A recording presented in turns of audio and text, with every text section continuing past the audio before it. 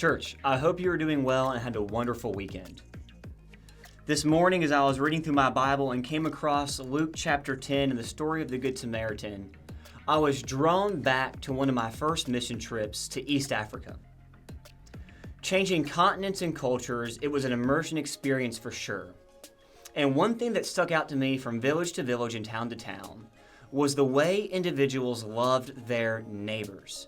And I'll never forget one morning sitting with one of my friends that I had met on the trip, a local of East Africa, asked me about my community and my neighbors.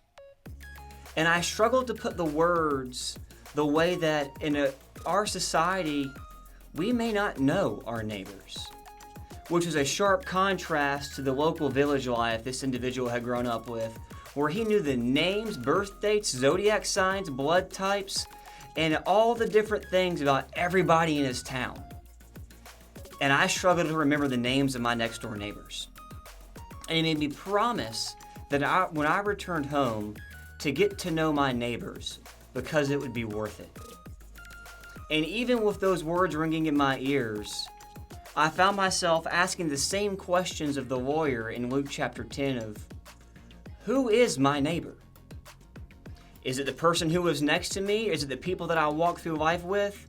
Is it the people that my children go to school with? It seems so hard to define because it was such a lost concept in my way of life. And I assume that for many of you that resonates as true, that there may be 2 or 3 people in our neighborhood or our cul-de-sac who we resonate with, connect with, and walk through life with, but for the rest of those faces, they seem unfamiliar.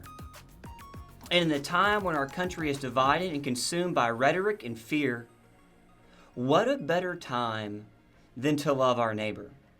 If you remember in Luke chapter 10, a young lawyer comes up and asks Jesus several questions that leads to the story of the Good Samaritan, with the leading question being, well, who is my neighbor?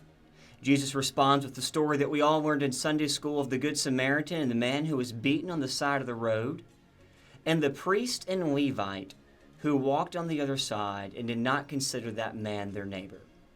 But the Samaritan, the man who bared the greatest differences towards this individual, saw the Christ in him, put him on his donkey, and got him the attention we needed.